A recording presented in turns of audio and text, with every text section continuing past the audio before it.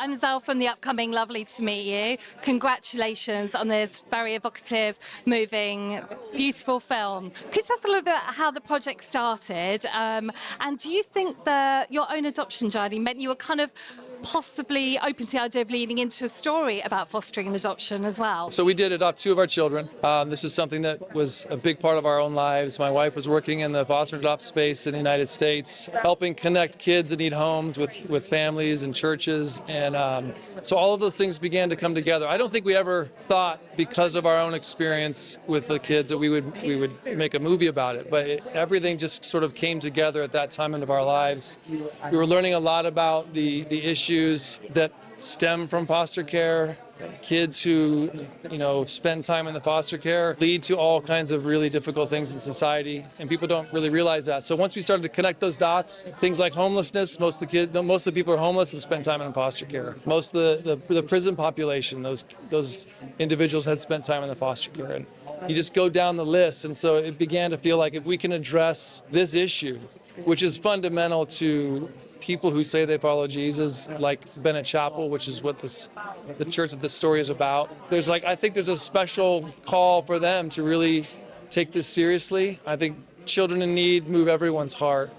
But there's something about people who say, look, I follow Jesus, and our feeling was, let's bring this story into people's hearts and minds, give them something to look to that could lead the way into this whole issue. And obviously bringing Latia Wright on board as executive producer and a fantastic cast as well. How did you go about choosing those, and how did that collaboration come about? Well, we didn't really choose it. I mean, that was a huge honor. When we were doing this story earlier, trying to get it off the ground, you're looking at every opportunity you can. And this is a very difficult story. Adoption, foster care is not, an easy thing to talk about if you're going to be honest about it. And then this story had so many characters. It was just a very challenging story to get made into a feature film.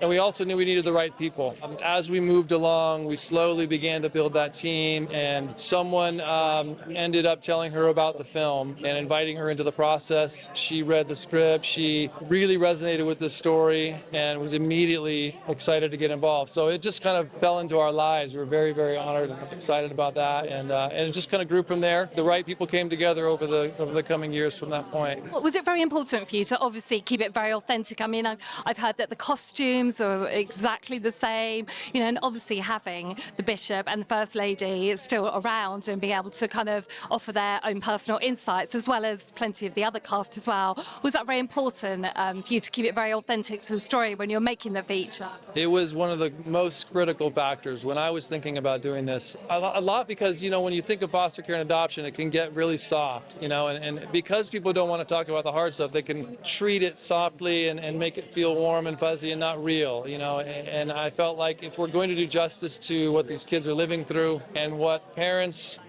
who are trying to love children through trauma go through and what all of that looks like and means, we got to get this right, and we got to be authentic, we got to be honest. So that was one of our main goals, and we took it really seriously.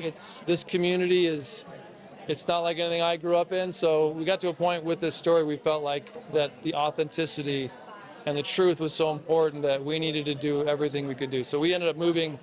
My wife works with me. She produced and wrote with me. And we ended up moving near where this all happened and got involved in the community and started going to church with them.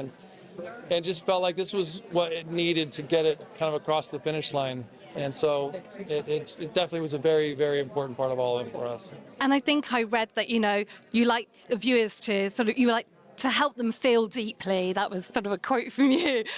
So can you tell us some of the themes and the feelings that you would like viewers to take away from watching this feature? I think one of the main ones is embracing struggle. Any really difficult issue that any of us look at around us, to really resolve that is going to take struggle. It's not something I feel should be left to government or organizations alone. When we're going to solve the biggest problems of society, it's going to take getting into those problems, getting into what all that means, living it, and it's a struggle. And so that's probably the most important one I want people to come away with, because I don't see any solution, long-term or systemic, happening until people say, look, I know it's going to take a sacrifice for me to help these children. But I mean, these kids have done nothing wrong.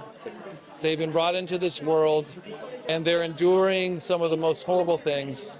even if it's just losing your mom and dad, it's horrible. And so the way that that ripples into society, you know, we really all have a responsibility to do something about that. I just don't think we have a choice. So that's the one I would highlight. Oh, thank you so much, Joshua, for speaking to me. Congratulations on this. Hope everyone loves it as much as I did. Thank you very much.